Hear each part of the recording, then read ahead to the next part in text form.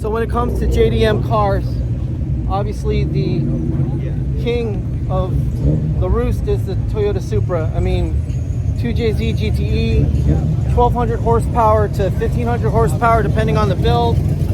This one right here is super sanitary. Kind of gives you F40 vibes with the red seats. And obviously I love the low profile look. They usually have pretty big wings on them, but this one has a nice sleek look to it. You know, the canards at the bottom and the way they channel air to the rear bumper looks like it's really well done. The color is unusual. It's like a grayish green, and obviously the big titanium exhaust pipe, you know, just a howitzer. But just look at the body lines. I mean, just really smooth. Kind of gives you like a little bit of a Porsche 911 vibe, where everything is smooth and very organic with the shape. But these cars, I mean, they're anywhere from 80 to 100 grand these days. So to have one next to a GTR, you know, it's kind of like having your cake and eating it too. I mean, what can you say about a GTR, especially an alpha version, which is completely tuned, modified to the sky? I mean, just look at the size of the blow-off valves that are connected to the intake.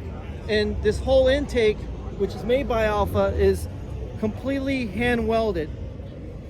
So this engine has probably been taken apart, reconstructed with just about anywhere from $20,000 to $30,000 worth in parts. And I mean, you know, you got a car that is going to go down the quarter mile fairly quickly, all-wheel drive, and with a curb weight, I mean a crushing curb weight around 4,000 to 5,000 pounds. I mean, it's kind of like having a linebacker that can do a 4.1, you know, on the combine. It's pretty amazing. But obviously GTIs have a home for high performance. They make plenty of power, and some of them have been seen doing almost 180 miles an hour down the highways, I mean, of Mexico, obviously. And right here, you never thought you would see an egg yolk Porsche 911 sitting here, but there it is, you know, the egg yolk headlamps. And I mean, this is actually a mainstay down at the Cars and Coffee of Fuel Fed Fort Lauderdale, which is kind of a smaller show, so I wouldn't necessarily call it a Cars and Coffee. But regardless of the fact, it has some of the most eccentric cars. But when you come to Miami, you can find these cars here too. So that's kind of the unusual part. And by the way, just got me this t-shirt. So we're walking down the line, and I mean, just about everything, you know, comes down through here. And it doesn't matter whether it's fully built or it's in the best shape. The whole point is to show up and to enjoy the cars. Because if you're a car guy, it doesn't matter what your car looks like. You know, what matters is that the work you put into it.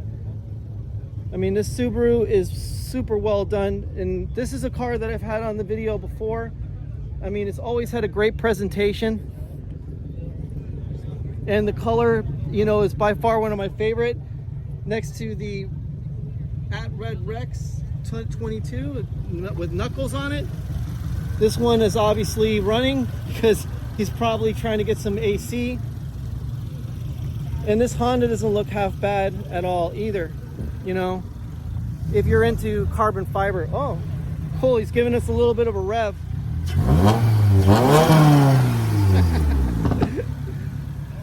Oh, that'll do good for YouTube. Thank you. But yeah, guys, I mean, right around here, another beautiful Supra with the wrinkle red intake. I really like that. I think that looks incredible. Really nice. Got a Coyote Mustang with a GT500 bumper swap. Got a Ram Air hood, extractors. Honda Civic looking really hard right here. Got gorgeous red paint. I mean, honestly, you don't really see Civics in red. You usually see them in white, black, silver. You know, some of the more traditional colors, because, you know, unless you have an SI, you're not usually bumping the red or the electric blue. So the thing is that to have an SI or, you know, any particular Honda in a bright red color is pretty special. This is really nice right here. 2004. This is beautiful. 2004 CLK 55 AMG. Yeah, so this one right here had anywhere from 450 to 500 horsepower, right? Yeah. And this has the Picasso lamps. So basically, in Picasso's pictures, they had the guitar. So what I heard is that they actually did the headlights to look like the guitars in his paintings, which is kind of like a little Easter egg for these particular cars. I mean, this one right here has got the monoblock calipers. We got cross-drilled brakes, the gorgeous silver paint.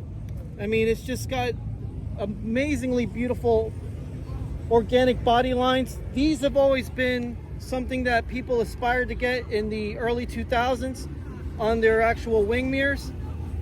And I love the classic AMG gauges. I mean, this car is really gorgeous. Sure.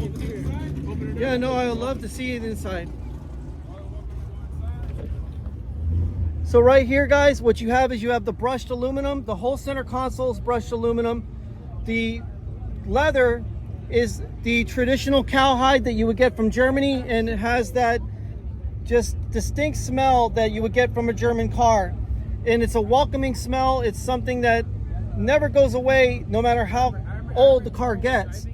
Now it has a data information center right in there, and obviously this thing has a mobile phone.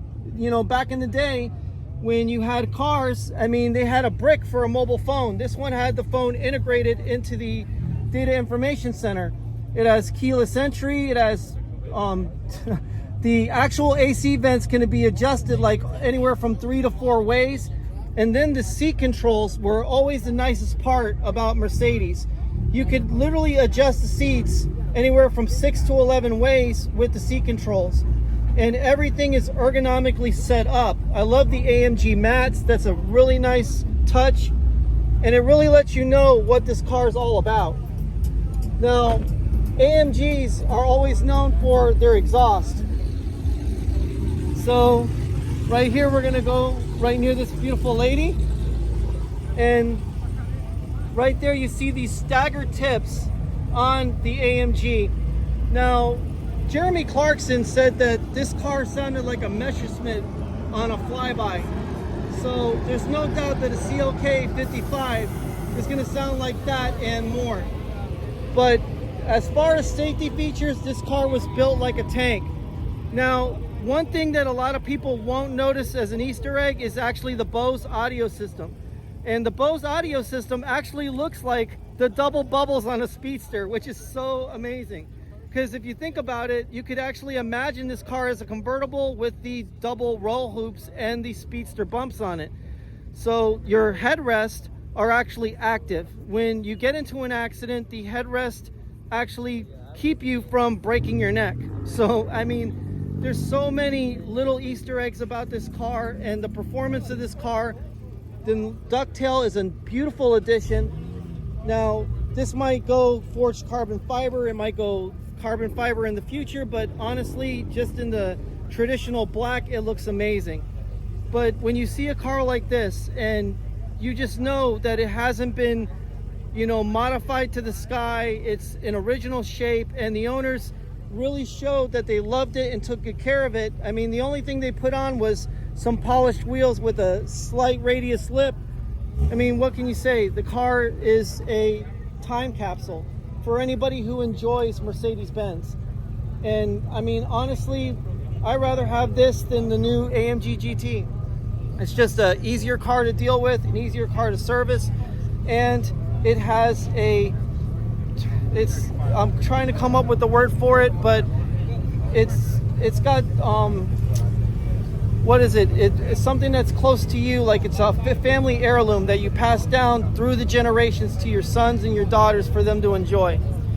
But guys, we're going to use this car as the thumbnail for the second part of the video that's going literally 10 minutes. So I'll see you guys in another one.